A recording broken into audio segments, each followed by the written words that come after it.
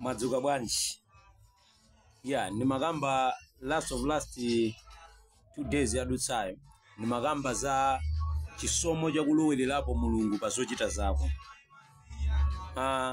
Tanthauzo la chisomo ndi kulowelerapo Mulungu pa nyengo yako, kulowelerapo Mulungu pa zochita zako zimene zimabweretsa zotsatira zabwino.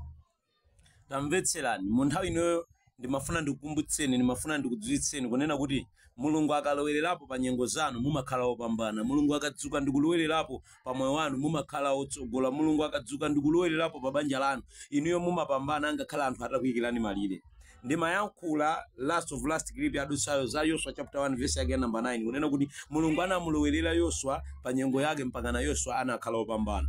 Vetserani, ndimafuna ndikukumbutseni, ndimafuna ndikulankhuleni kunena kuti dziko lapansi silimalola munthu obwera kumpatsa udindo waukulu mboma. Dziko lapansi silimalola munthu obwera kumpatsa udindo angakhale ma president. Maiko ambiri chimene adachita nchonena kuti bwina aliyense amene ali obwera asamatenge gawo m'mipando yaikuluikulu ya dziko. Koma ndimafuna ndikukumbutseni, ndimafuna ndikulimbikitseni kunena kuti Yosefe anali obwera ku mzinda wa Potifara. Yosefe anali ongogulitsidwa, anapita ngati kapolo ku mzinda wa Potifara. Tamvetserani, koma adakhala olamulira mzinda wa Potifara chifukwa chani? Mulungu adalowelerapo pa nyengo yake. Mvetserani, Yosefe atagulitsidwa kupititsidwa mu mzinda wa Potifara anakayikidwa so ndende. Zinatengera Mulungu kulowelera pa nthawi imene adali ndendemo ndikumutulutsa mu ndendemo ndikukakhala olamulira mu mzinda wa Potifara. Ndimafuna ndikulimbikitseni, ndimafuna ndikukumbutseni kunena kuti Mulungu pa nthawi imene adalowelera nyengo yamo ya Yosefe anakhala leader ku mzinda wa Potifara. Yosefe anakhala otsogolera ku mzinda wa Potifara kufikira abale akeso atathandizidwa. Ndimafuna ndikukumbutseni kunena kuti Mulungu akalowelera pa nyengo zanu angakhale inuyo anthu atakuyikirani malire. Mulungu akalowelera pa nyengo zanu angakhale dera limene mukhala losiku anu koma inuyo mulamulira mukhala mfulu basi. Mulungu akalowelera pa nyengo zanu angakhale inuyo ndi oyamba kufika pa ntchito panzana anafika kalekale koma inuyo ndi otsirizira.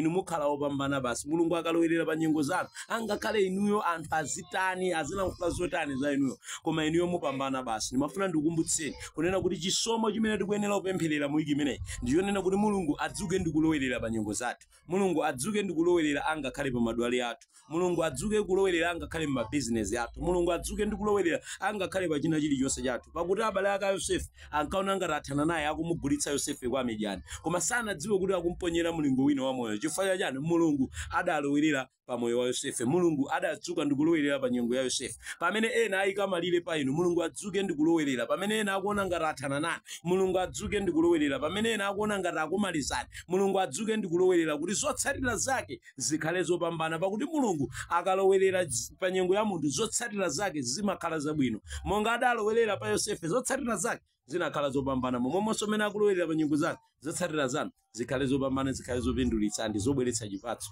mu dzina la Yesu Khristu wa ku Nazareti. Pangani like, share and follow. Amen.